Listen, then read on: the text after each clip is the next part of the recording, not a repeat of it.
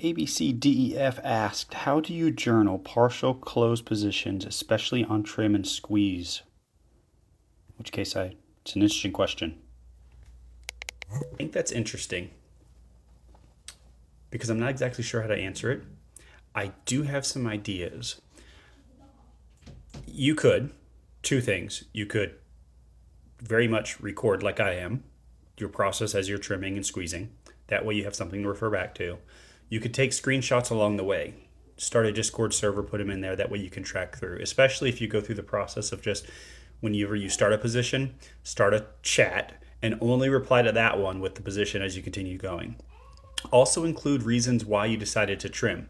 If it's a standard 40, if your hedge is 30 and your normal trim is 40, then I wouldn't really concern about that. You might just want to mark it up on the chart on where you're actually trimming and squeezing. But if you for some reason decide to change something, maybe you're like, you know what, this support zone's only 50 pips away versus the 40. I'm going to let that go and then do that. Okay, well, find some way to annotate that, whether that's actually in the Discord server or whether or not you actually just include it on the chart itself through the text field. And then take a snapshot of that and then get rid of it. That way, you could leave it, I guess. You could keep a running log of what you're doing on there. That's one way to do it. The other thing, this is different from your normal trading process because this is just a way to manage trades. And while it's not exactly 100% blind, you could do it blindly, so to speak. There are some nuances here and there. The squeezing process is a nuanced thing and can be a nuanced thing. Maybe time, because this is where time can be on your side. If you trim a position and you're waiting to squeeze it, but then you're going to bed, you could let it ride. And who knows, maybe in the middle of the night, it just shoots straight up, comes down a little bit and shoots up more. If you were actively monitoring that, on that little pullback, you might have gotten hedged. But because you went to sleep, it worked out in your benefit. And so that's where things like that, it's really hard to track where it's going to be a benefit and where it's not. You could also decide, you know what, I'm going to trim here and then immediately get hedged. Why? Because I just don't know where price is going to go. I don't feel like it's going to pull back, and I don't know exactly where it's going to go next. So you might have to get a little creative on how you want to track and journal. For the most part, for me, whenever I was going through this process, I let the account size be my journal. I let the overall balance, not necessarily the drawdown, but the overall balance. As long as I saw that continuously growing, I felt I was doing pretty well, especially when I could get to areas where the drawdown might have been, $1,000, and then it dropped down to $800, and then it went back up to 1,000, and then it dropped down to like $600. So by watching that ebb and flow of the drawdown while the account balance was still growing, that let me know I was doing some of the process right. Are there ways to look back and see what I could have done differently? Possibly, but I think you would be painting yourself a story about what you think you could have done differently in hindsight. Whereas if you've watched any of my stuff, most of the time I'm planning. So like I have zones where I'm like, I would love price to get down there because then I'll go ahead and start my trim there. Other times I'm like, I don't know where this is going to go. I think the most recent video I just put out was in regards to like Euro GBP. It could break that zone, and I have not marked out the next zone. So that would just be a standard like 40 pip trim.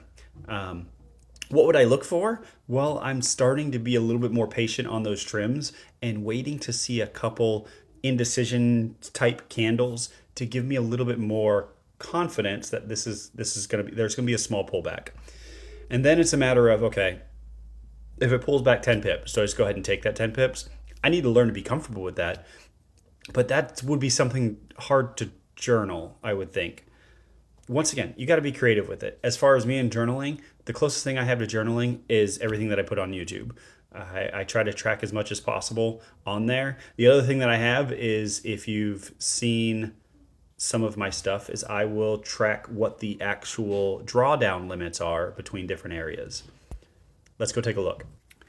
So one of the things that I was doing is things like this area right here. You can see on November 18th, this was in $314 of drawdown from that position up there to that position down there. Now, neither one of those are currently still on the chart anymore because they've been worked either gone or some other thing. And then I started doing the exact same thing later on, but they're a little less subdued, so they're harder to see. But that one's negative $251, exactly where this one is right here. And at some point in time, I had a smaller sell position down here, the hedge. So this hedge distance was 162 pips, and it was negative $251 in drawdown. So by seeing the difference between negative $314 in drawdown and negative $251 in drawdown, that's a $60 difference. That means this squeeze trimming process worked out really well, whatever that was. And so that's how I'll do it through here is looking through there. But other than journaling or having some sort of journal, I don't see a way for me to do it. And I don't see a way that it would be beneficial to me, I guess, at this point in time. I think that's mostly because I already know it works. And so I'm comfortable just executing and letting my view of what the market looks like at that point in time being my edge. What do I feel like the market's going to do? There's some times when the price gets to a certain area, I'm like, yeah, this should be if I'm going to stick to the, 30 hedge, 40 take profit, this should be the time I should hedge. But something about this seems like it's going to go down more. And if it's going to go down more, why would I hedge right now when I'm just going to get rehedged in a second? I'll just hold it a little bit longer and go at that. Sometimes it's worked for me, other times it hasn't. But the entire time I've been able to watch my drawdown fluctuate while my account is growing. And so I am comfortable with that. And that's something you got to get into. So I would stick and start with probably more of a hard pressed, I'm going to do this each and every time until you start seeing these little things here and there that starts giving you those feelings of, yeah, I don't want to. Or maybe you do, something very similar where I'm using like support and resistance as my areas where I think price could turn around. And so if I can get a good hedge into that position, or maybe like I think it's Euro GBP, I have a couple of sells that are really close to a hedge position or really close to a support position. Neither one of them, I think, is at 40 pips into that support position. But if for some reason I really felt it was going to bounce, I'd go ahead and close them both, have a hedge on the other side. Why? Because, if it's going to hold, it's going to hold. And to the point that if it decides to break that support where I look at it and go, you know what, I no longer think this support is going to hold, I don't have to wait for that 30 pips to actually get hit.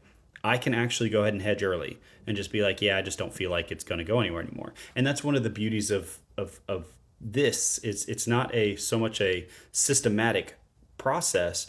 There is some element of influence in there that you have to it. So, your question's a great one. Like, how do you actually journal it? Because everybody out there who tries to teach trading talks about like journaling is important, and it is important.